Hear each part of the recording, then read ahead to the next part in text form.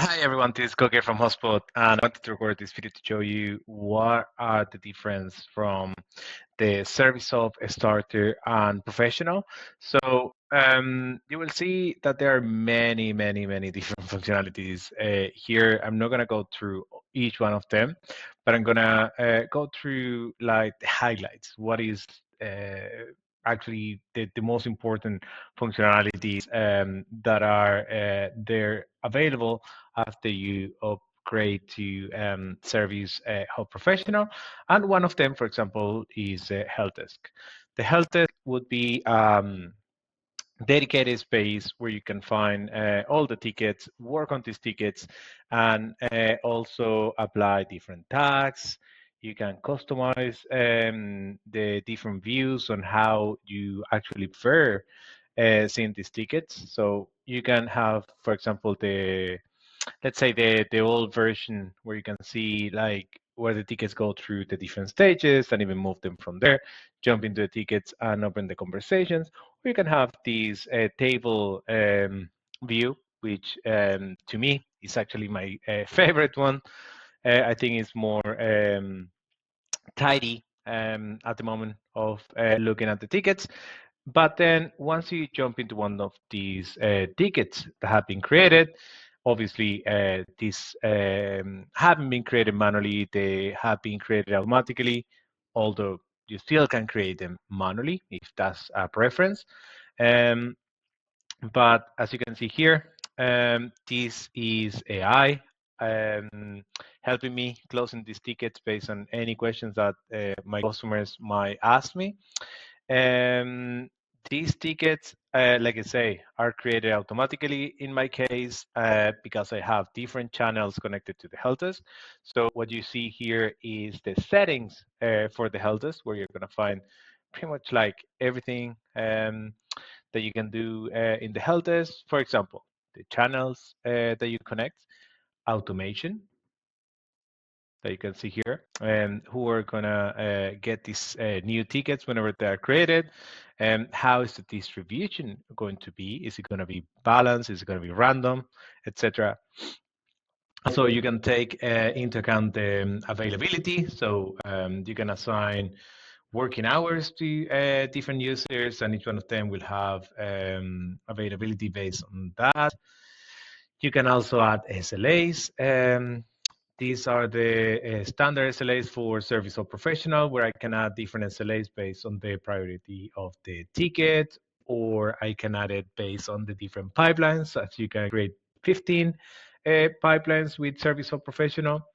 It could be based on the different HubSpot team that are actually working on that ticket right now, or it could be on the source where this ticket has been originated from, right? And that brings me back to the channels that you can connect. So here you can see all the channels that you can connect to the help desk. These are the ones that are going to be creating the tickets automatically, by the way. What else do we have here? So we have the SLAs. We also have the spaces. This is a beta, but if you have different kind of like customers, tiers, you can now create their own space. So if we jump a little bit back, this is the space for an A-tier customer, and I can see, for example, what are the tickets that are open, unassigned, etc. As you can create different views. If we go back to the ticket, you will see here everything that has been added. So this is the SLAs. For example, the time to close is 22 minutes. I actually did well with the first reply, but now, for example, I can go and close the ticket. This is something else that is included in Service Hub Professional, conditional properties when you are closing the tickets. These are going to ensure that when you're reporting these tickets, everything is going to be complete. You're going to have the information about like the category of the tickets, and you can say how many tickets were created this month and divided or segmented by category. If then you want to report on the resolution of the tickets that has been resolved, here you can also do that. I show you the AI a bit ago. So this is the one. Here you can see the AI, and this is artificial intelligence that you train with different information. So if we go back to the customer agent, here you can see that you can train the agent with the knowledge bases, articles that are in HubSpot, landing pages, blog, etc. But you can also add links for public pages, files, and short answers. So this is also available in Service Hub Professional. Um, so you can also report on how this AI is handling the tickets, how many has been resolved, how many have been passed to a human, etc. What else we have here? So you can reply to different channels, but I'm trying to cover like the essential. So this one is actually pretty good. The ticket summary. This will give you a summary of what the ticket is about. You can chat with Copilot, and Copilot is going to give you information based on whatever you ask. Brief suggestions. So these are knowledge-based articles. So let's say this person was actually asking me about the invoices. So I have knowledge-based articles about invoicing. So that's going to give me information. Then the customization is obviously going to be there, but that would be, again, something that you have in HubSpot all the time, and customize HubSpot as much as you want, because then you're going to be able to report on that. Then the last part to finish here with the help desk is the internal comments. So here, for example, I can interact with people that are other users in my account, and I can leave comments. They will appear here, so that person will be notified once they are getting a comment, and they can come back to the ticket and interact, try to solve for the customer.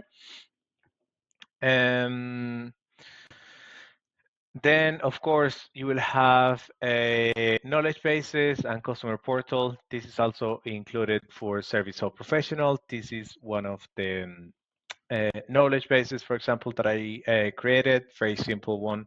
We don't need anything else. This is the AI bot that is going to be answering questions for my customers, and I can jump into the help and find the articles in my help desk. Like again, if we look at the invoices, here it gives me the 2 invoices articles I have.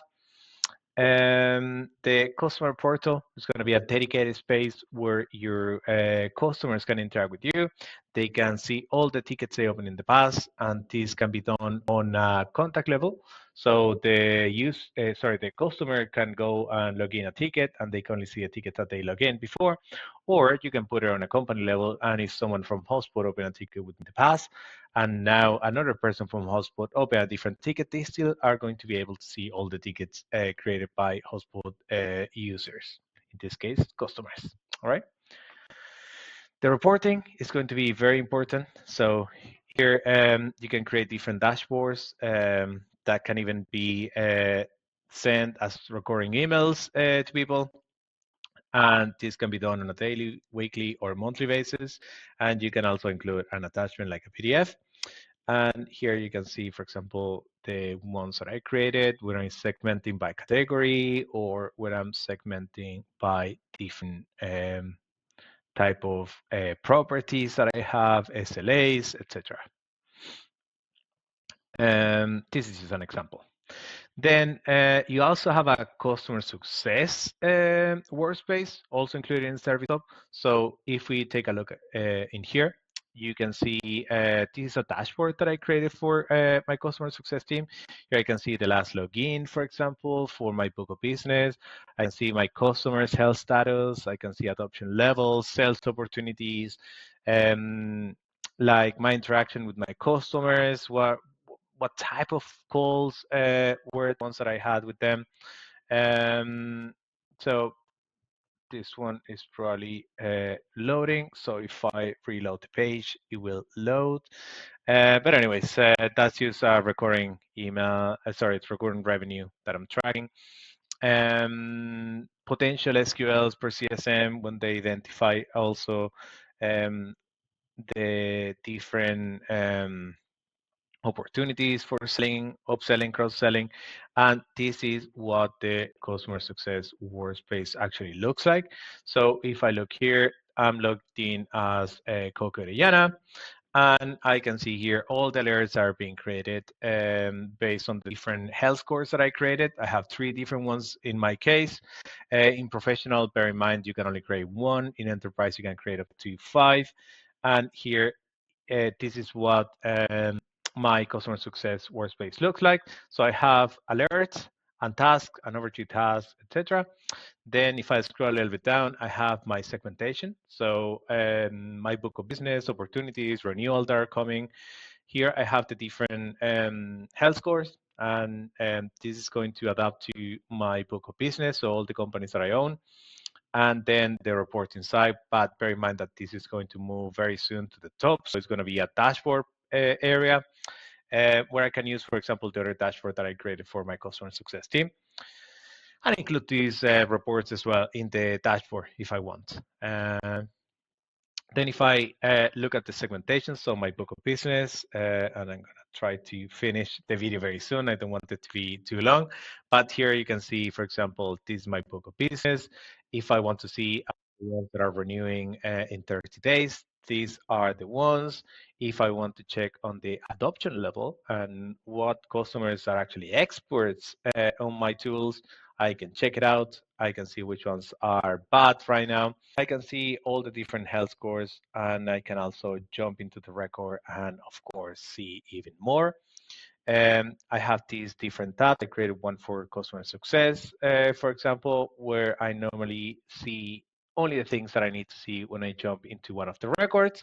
And as you can see here, I have company summary, I have NOR, have spend trends, etc., my communication with the customer, all the deals, my point of contacts, if there are any. And yeah, that's those are just a few examples. Of course, another thing that is very important I didn't mention there, that also comes with Service Hub Professional, would be the feedbacks and surveys. And with that, I think I covered the most important tools. So I hope this was useful, and have a nice day. Take care.